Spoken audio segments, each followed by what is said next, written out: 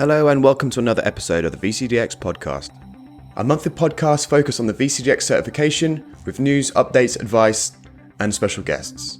My name is Simon Long, VCDX number 105, and in this episode we'll be hearing from our special guest about their recent VCDX experience and how it was actually quite a bit different from the experience they were expecting. Here's a taste of what's coming up. So I think one of the major fears that I had was whether the questions would be twisted, whether they would be difficult to understand. It's never quite what you expect it to be. So just go in and just be open-minded and just go with the flow, essentially. It's not just a certification that I'm preparing for, but kind of honing my skills as an architect, both in terms of soft skills, in terms of method and clarity of thought, and seeing my growth and improvement as I prepared was one of the best things, I would say. So let's head into our news and updates section. So first of all, I want to start off by congratulating our newly minted VCDXs. We have Raymond de Jong from the Netherlands and Pankaj Verma from India, both recently passing their VCDX NV. So congratulations, guys. You can breathe a huge sigh of relief and chill. Some important dates that are coming up. We have some VCDX workshops. We have one in Phoenix at the Phoenix VMUG on October the 30th. We will also be holding a VCDX workshop at VMworld Barcelona on Monday, November the 4th in the morning. So if you're going to be at VMworld Barcelona, feel free to register for that workshop and drop along. And for those of you who have been interested in an online version of the VCDX workshop, you'll be pleased to know that VMware will be hosting an online workshop on November the 15th. If you're not familiar with what the VCDX workshops are, give episode 2 of the VCDX podcast a listen. There's a lot more information there about why it's important for you if you're heading on your VCDX path.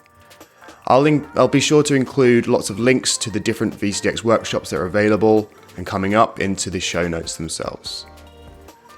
So that's all we have for news and updates in this episode. Let's head into the special guest interview.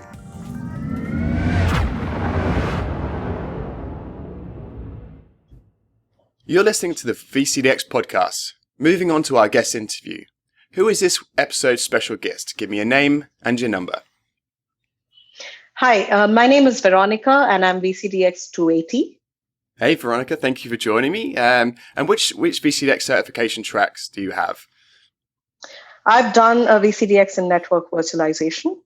So that's the VCDX NV, correct? Yeah. Yes, the one on NSX, right. Excellent. So, what's your current role and what do you do in that role? Give us a bit of an idea of what your background is. Okay, so my background is initially from network security, but then I moved into the virtualization world, got interested in the compute virtualization through a couple of projects that I did, and then moved on to an infra architect role, which is what I'm doing now. So what I do right now is consulting as well as infra architecture, which involves designs across software-defined data centers primarily. So within my organization, we specialize in software-defined data centers. So we deal with the end-to-end architecture and integrations with different software-defined data center products. Okay, very cool. And who do you work for at the moment? I work for HCL Technologies, which is an India-based company providing IT services across the world. Very cool. Do you get to travel much in that role, or is it mostly office-based and work remotely? Yeah, I think when it's architecture discussions, it's usually in person, at least the initial few rounds. Yeah. And also because we get involved in consulting and product placements as well, we get to interact with a lot of vendors, and consulting is primarily an in-person exercise. So we end up meeting customer executives and architects. So we get to interact with various roles within the customer environments as well.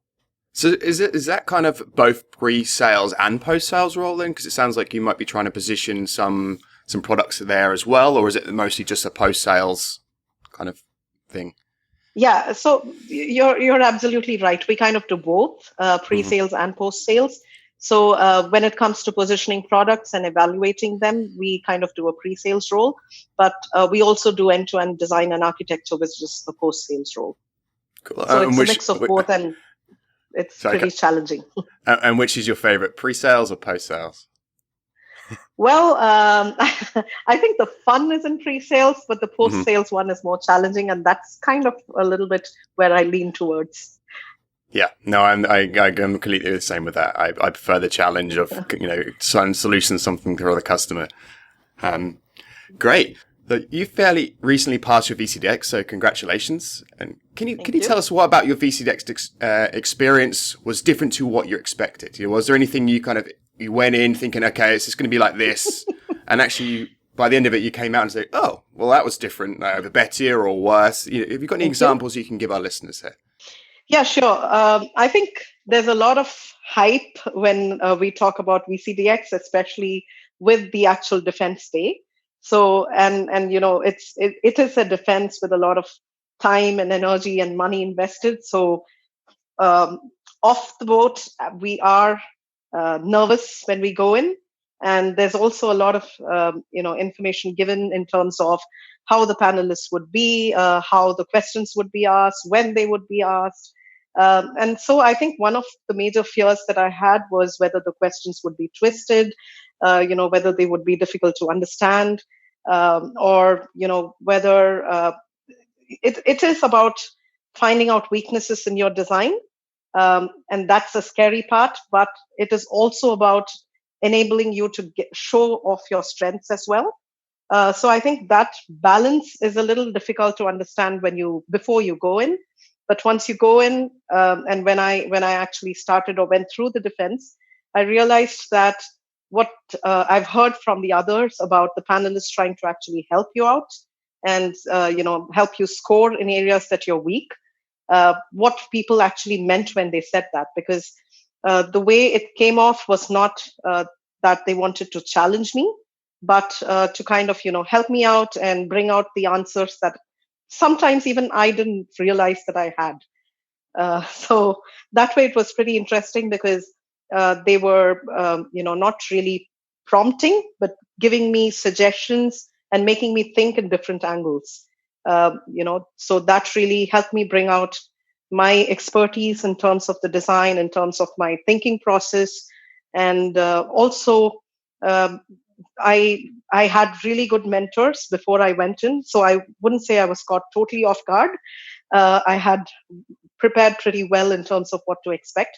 But, these kind of things really you get to know when you go inside as to what they mean by saying that the scorers, the panelists don't really try to put you down. They actually try to help you score, right? So I've heard that statement a lot of times, but it was difficult to understand before I actually went in and went through the experience. Yeah. And I think, maybe in the past, many, many years ago, possibly that not necessarily wasn't the case, but people used to think it was not the case. And now we definitely try and promote that as something we try, and we obviously do in the panel, but we also want to make people aware that that's why we're asking questions. We're not asking questions to show how clever we are and how, larger gaps in your knowledge you have. It's a case of, well, you're already great at storage. Let's see how much more you even know. Let's see if we can score you even higher, for example. So sometimes we'll take questions really, really deep, just see how far we can get you to score. So,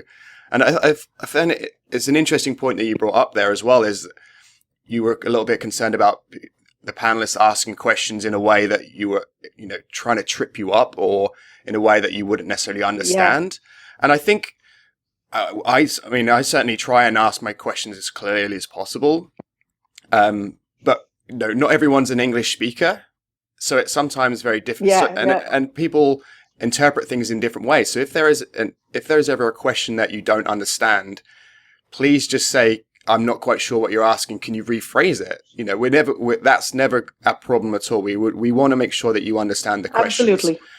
And as I say, not everyone's native speakers. It's sometimes more difficult for them to process when there's a lot of stress and they're asking a question that you don't even understand what the question is. Don't be afraid to just say, can you just rephrase it? I'm not quite sure what you're asking there. And they'll definitely rephrase it in a different way to help you out. So Yeah, it's very interesting. Yeah, and I did that a lot of times. I did stop them and say that, I didn't quite get what you asked, and they were happy to help. Yeah, definitely. So, were there any other things that you experienced or that you could add to this list? Yeah, I'd like to add one more point. So I've heard from a lot of people, and I did know before going in that the experience would be a little bit subjective, because each panel would approach the defense in a different way within the stated guidelines and according to the blueprint, of course. But what I would suggest is not to go in with any kind of preset notion as to how the defense would be, because it could be different ways of approaching. Some people could choose to interrupt you while you're presenting, or it could be at the end, or it could be somewhere in between. They could switch between different levels of questions, or it could be just basics initially and then they deep dive. So it's all going to be depending on how you perform there and how things are going to go with the flow, right? So rather than try to preset your mind and prepare, I would say just go and do your best on D-Day. Yeah, I think it's really, really good point. I mean, I think a lot of people who work with customers will understand this point is just treat it like you're going to see a customer. You never know what you're going to expect with a customer. You might have a list of people that's going to be in the meeting. You'll get there. Someone's off sick. Someone's not available because there's a P1 happening somewhere else. And then, I've got another meeting coming up, so I'm going to have to leave early. It's never quite what you expect it to be. So just go in and just be open-minded and just go with the flow, essentially. There is no set agenda of how or when we ask questions, what type of questions we ask, how difficult, how easy. We just ask questions based on what we're hearing or seeing at the time. And there's been times where we've sat and listened to someone present to us for 15 minutes before we've even said anything, because they're presenting very well and they're covering a lot of points. So we just sit back and listen. There's other times where we've asked questions literally within the first slide. There is no set agenda for how we do it, because we just basically ask the questions as and when we feel that is needed to. So I think that's a really good point, Veronica, is just expect the unexpected. I think is probably a good way of putting that. Yeah, and you said it really well, that you just need to keep an open mind, because that way you don't, get caught off guard when things don't go the way you expect. Definitely. So, Veronica, what was the most enjoyable part of the VCDX certification for you, other than actually receiving the email saying you'd passed? And maybe also let us know what was the least enjoyable part, if there was a part that you didn't enjoy. Yeah, I think the best part for me was to see how much I was improving at my job as I was preparing for the certification. So though I've been in this kind of a role for quite some time, the way I thought and the approach and the clarity of method that this preparation was giving me had significant impact. And that kind of gave me a lot of joy to see that, it's not just a certification that I'm preparing for, but kind of honing my skills as an architect, both in terms of soft skills, in terms of method and clarity of thought, and seeing my growth and improvement as I prepared was one of the best things, I would say, from this whole experience. Well, the worst thing was easily waiting for the results. That 1 week was, it was just, when is it going to come? Is it going to happen? Not going to happen? Because I think I shared this experience with many, that though I was pretty sure I'd done okay, I wasn't really sure how well I had done, right? So I think that was the most unpleasant part of it as such. Definitely. But yeah, I mean the discipline and the because you have to balance your personal life and preparing for the certification. I think the discipline and the routine that it brought in was really helpful as well. I think you've brought up another really good point, is that it's not, I mean, it is a certification, but the skills that you can gain as part of this process and going through the learning and preparing for the certification can really make a big difference in your professional career as well. And I think people need to understand that, okay, maybe you won't pass the VCDX first time or second time, but I'm pretty sure you'll notice a big difference in the way that you're able to kind of conduct yourself at work and during your documentation and attention to detail was one of the things that I really improved on when I did my VCDX. My attention to detail went way up, whereas before it wasn't necessarily there. Yeah, absolutely. Yeah. So knowing what you know now, if you could go back in time, back to when you were preparing for your VCDX, what 3 pieces of advice would you give yourself? Okay, so I think one of the main things that I realized was that I would have liked to identify my weak areas a little earlier on and focus on them rather than doing a very general preparation. And I did a joint submission just to put that out there. So I prepared with a friend, and that experience in itself was really enjoyable, and it helped in the sense that we were able to identify each other's weaknesses. But one of the advice that I would like to pass on to the others is to try and know your strengths and your weaknesses, and then not just try and rediscover and redo everything, but kind of focus on your weak areas and work on improving them early on in the process. And one thing that helps with that is to do as many mock defenses as possible. And I, again, had a great community to help me out with the mock defenses. There's the Slack channel, and a lot of folks there really step up to help with the mocks. And that really helps with building confidence, and you get to practice with a clock. Which is, I think, one of the key areas, because you've got to be conscious of the time that you take in a defense. And I think the third advice that I would like to give people is to just relax and enjoy the preparatory process, because as you rightly said, and what I've realized as well, is that it's not just about getting the number and clearing the certification. It really does help you in building your skills. And because you do see the improvement in your in the way you approach things, it is going to benefit you either ways. So as long as you have that kind of a positive attitude while you aim to clear the exam, it's going to really help reduce the stress and help you enjoy the learning process. Yeah, definitely. People focus too much on the certification rather than the skills and the knowledge they'll gain as part of going for that certification. So some really good words of advice there, Veronica. It's been an absolute pleasure having you on the podcast. Thank you for taking the time out on what is a public holiday over there in India. You can go back out and enjoy the rest of the celebrations this evening. And thank you, Simon. Thank you very much.